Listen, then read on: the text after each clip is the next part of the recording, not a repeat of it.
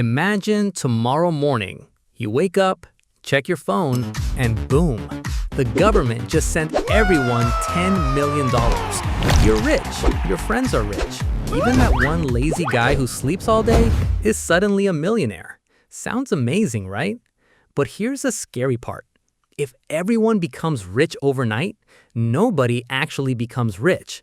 And this tiny economic mistake has destroyed entire countries.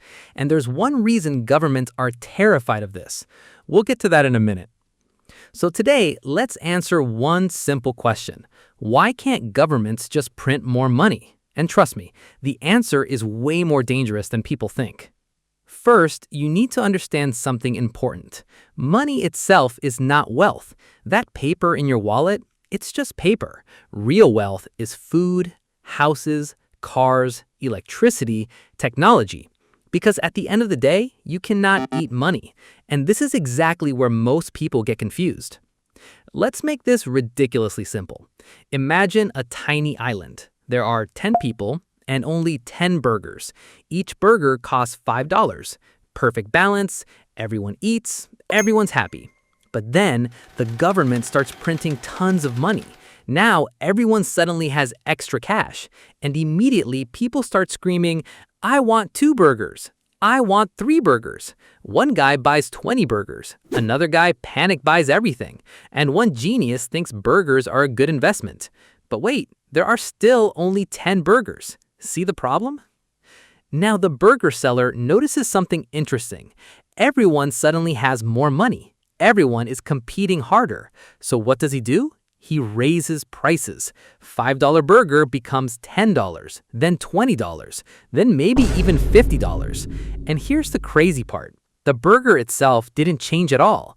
The money changed. It became weaker. That's inflation. And trust me, people hate it. Printing more money does not create more stuff.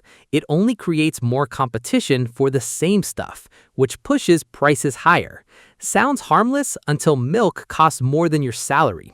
And once this starts happening everywhere, things get ugly fast. Imagine this happening to food, rent, fuel, medicine, transport. Suddenly, your salary feels tiny, your savings lose value, and normal people suffer the most, especially poor families. But here's where things become really dangerous. Sometimes inflation becomes completely out of control. This is called hyperinflation, basically inflation on steroids. And yes, this actually happened in real life, more than once. In one country, people needed wheelbarrows full of cash just to buy bread. Think about that for a second. Imagine working your entire life, saving money for your family, and one day that money can't even buy bread. That's terrifying. And here's another crazy fact. Some people literally burned money for heat because money became cheaper than firewood. That sounds fake, but it actually happened. So why does this disaster happen? Because governments think if people have more money, they can buy more things. Sounds logical, except economies don't work like magic. You cannot instantly print more farms, more factories, more oil, more houses. Those things require time, workers, resources, production. Real value takes effort to create. Think about it like this. Imagine 100 people chasing one pizza. Absolute chaos. Now imagine 100 pizzas for 100 people. Peace. The real goal is not more money. The real goal is more value, and this changes everything. This is why successful countries focus heavily on education, technology, infrastructure, manufacturing, business growth. Because strong economies produce more things, and when supply increases, prices become stable. People live better, jobs increase, and economies grow naturally. Now here's the important lesson nobody should forget. A country cannot print its way into prosperity because real wealth isn't created by ink and paper. It's created by people producing real value. That's the difference between fake wealth and real wealth.